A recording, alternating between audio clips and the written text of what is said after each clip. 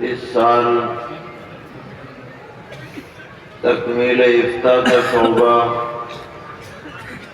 قائم کیا گیا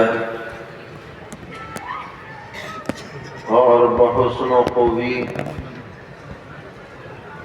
پہلا سال مکمل ہوا اور دوران سال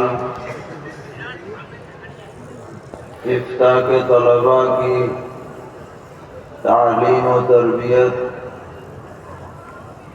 اور تمرین پر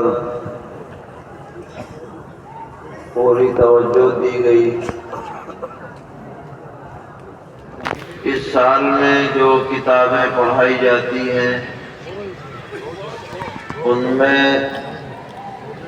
شرح عقود رسول مفتی کو بہت اہمیت حاصل ہے۔ اس کتاب کا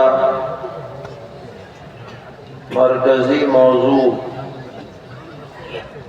فتویٰ نویسی کے آداب اور ضوابط ہیں۔ اسی کو عربی میں رسوم کہا جاتا ہے، جو رسم کی جمع ہے۔ تو ملک شام کے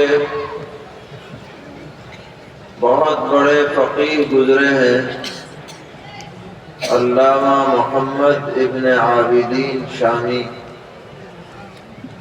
رحمہ اللہ تعالی۔ انہوں نے ضرورت سمجھتے ہوئے عربی زبان میں اشعار لکھے تھے اور ایک نظم کی صورت تحریر فرمائی تھی، جس میں فتوے کے آداب اور ضروری شرائط اور ضوابط اکٹھے کیے گئے تھے۔ اس کا عنوان ہے عقود رسول المفتی۔ لیکن جب آپ نے یہ نظم لکھ دی تو خود آپ کو خیال آیا کہ یہ کافی نہیں ہے، بلکہ اس میں جو مضامین اٹھائے گئے ہیں ان کی شرح کی ضرورت ہے، وضاحت کی ضرورت ہے۔ تو آپ نے اپنی لکھی ہوئی نظم کی خود ہی شرح فرمائی۔ تو گویا لکھنے والے بھی خود ہیں اور شرح کرنے والے بھی خود ہی ہیں۔ تو اب اس کتاب کا نام رکھا گیا شرح عقود رسول المفتی، جسے مخفف کر کے لوگ رسول المفتی کہہ دیتے ہیں۔ اور بلا شبہ اللہ تعالیٰ نے اس کتاب کو بڑی قبولیت عطا فرمائی، اور آج بر صغیر میں جہاں بھی افتاء کی تعلیم ہوتی ہے تو نصاب میں یہ کتاب بھی پڑھائی جاتی ہے۔ اس کے اندر مختلف مضامین ہیں اور بحثیں ہیں جن کو آپ نے پڑھا۔ الحمدللہ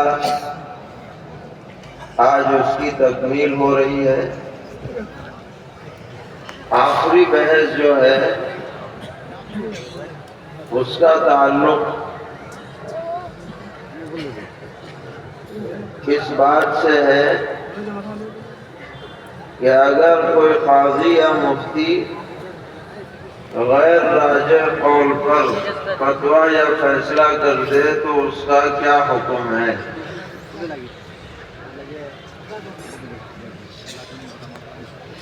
تو حضرت علامہ شامی رحمۃ اللہ علیہ فرما رہے ہیں کہ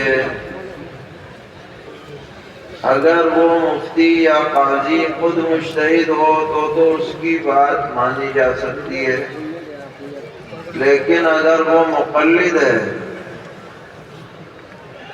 اور جس بادشاہ نے اسے قاضی بنایا ہے اس نے اس کے فرمان میں لکھ دیا ہے کہ تمہیں اپنے مذہب کی پابندی کرنی ہے، تو اگر غیر مذہب پر فتویٰ دو گے یا قضا کرو گے تو وہ کل عدم سمجھا جائے گا۔ اسی کو حضرت نے ترجیح دی ہے آخر میں، اور باحوالہ اس کو ثابت کیا ہے دیگر فقہا سے بھی، جس کو آپ نے پڑھ لیا ہے۔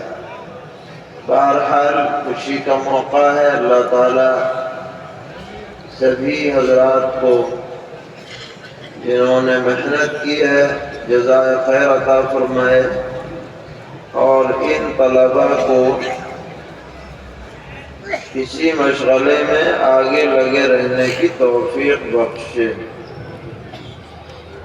یاد رکھیے گا، ہم اپنے